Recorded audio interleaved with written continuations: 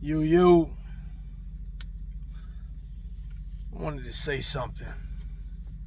Matter of fact, hold on, let me put my headset on. Alright, I want to say something.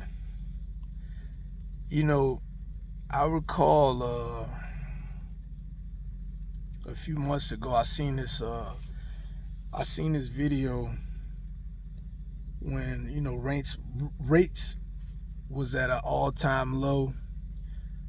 I was working for an owner operator, a friend of mine that I was in a penitentiary with. Um, and it's this girl. I'm not gonna say her name, but she put a video up. She on YouTube. She uh, internet famous. You know what I'm saying? Owner operator. I don't really care for her content. I don't follow her on YouTube or nothing like that, and I'm not trying to slight her. I'm just saying I don't get up here to. I think sometimes people get too personal, especially when you're talking about something that's of substance. You know what I mean? Something that people need to, something that need to be said or something that the people need to hear, whatever. But she was snapping. The girl's name is Coco. She was snapping out and she was saying, how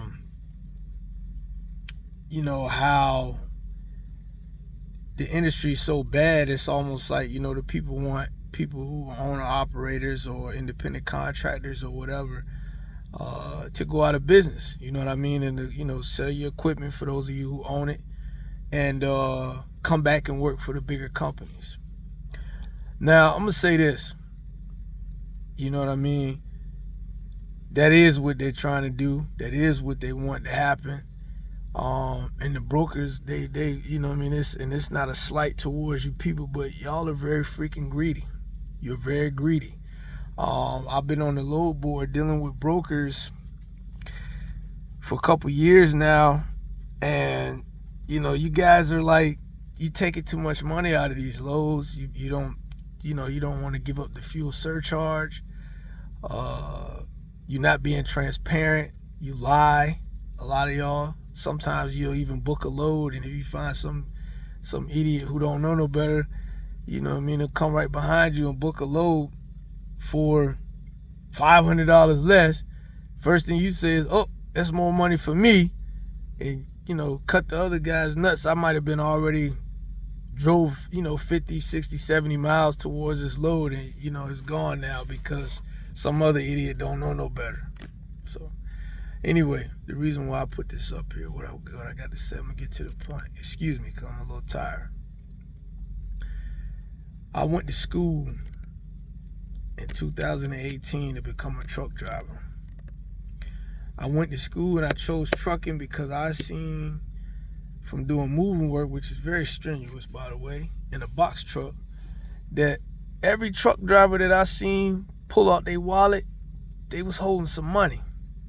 Like, it's crazy, you know what I mean? So that intrigued me to want to get into trucking. So I went to school. I don't have an automatic restriction on my license. I learned how to drive a manual. It was a very difficult process. I gotta be honest, at some point throughout the time of me going to school, I honestly doubted myself. I didn't think I was gonna be able to, to learn everything, because it was a lot to take in. However, I did it. I stayed persistent. I studied, you know what I'm saying? And I went in there and I took care of the business, right? Fast forward the clock. It's not about me, but somebody got to say this. It got to be a change. Like, it's really sad that us as truck drivers are being treated like we're McDonald's workers, truckers. Let's be real. Any one of us, and this goes for you brokers too, any one of us can go and obtain the information and start the process to do the exact same thing what you're doing. That's not to say that you can't come do what we do, but it's not going to be just like that. You're not just going to just freaking, go get your CDL and then think you're going to have the experience that I got, or somebody who's been driving for 20 years. It's not going to happen. You know what I mean? I don't like to quote rappers, but y'all need to put some respect on these drivers. Truckers, we gotta do something about this stuff, man. Something gotta be done, because we're not McDonald's workers. We're very essential to we're very essential to the overall day-to-day life in this country.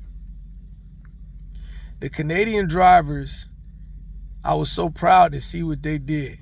Them Canadian drivers, they went hard. They went super hard. And you know, it's crazy. The only reason why they stopped doing what they was doing, because the Canadian government, and this is public information, you can look this up. The Canadian government attacked them people so secretively and so efficiently that it caused them to have to fall back. They froze their money. They waited, and they got every MC, every DOT number from every company that was out there involved with that protest. And they just simply contacted them, or wait, I don't know exactly how the process went, but the end result was, you know, if you got a bank account for that company or whatever, your money's frozen. You participating in that protest, now you can't pay your bills. Well, you gonna still protest? What you gonna do? So that's why that protest failed. It didn't fail. It actually,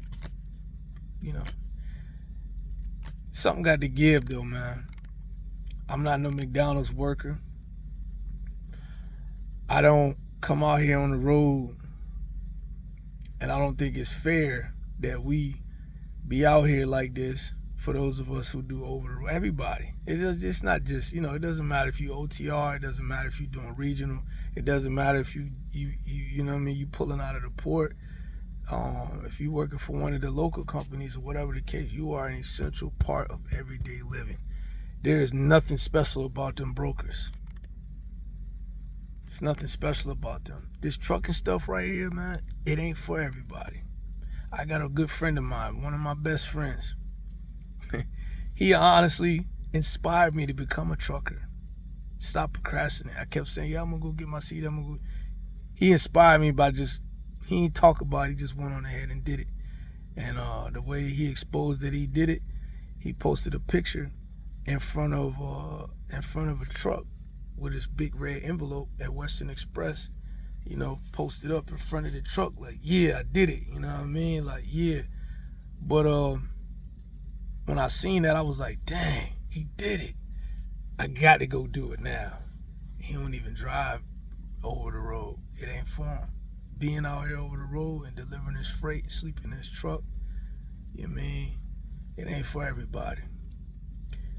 But we gotta something gotta be done about this stuff. That young girl spoke with so much passion when she said what she said. Wake up, America. Y'all can look at the video.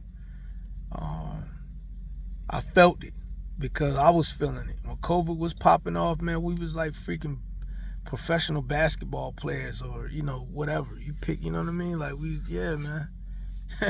Roll the red carpet out. Hey, man, we need toilet paper. We need this. We need that. You know what I mean? I personally was one of the individuals out here on the front line. It wasn't just about the money. It wasn't just about the money. It was about servicing the community. As soon as COVID is over with, now you individual, you government individuals, you want an autonomous truck. You want to raise the fuel prices. I remember the fuel was so high on the East Coast. At one point, it was like a little over $7. How you supposed to turn? How you supposed to turn a profit when the people is not paying no money for the loads, and you got to pay basically everything you making on fuel? At one point, people was having to pay over $1,000 for fuel. This ain't no easy job. This ain't no easy lifestyle. It ain't for everybody, but it definitely calls for us to be compensated financially. That's the only thing that make it worth it. And that's all I got to say about that. I talked long enough. 10 minutes. Something got to give.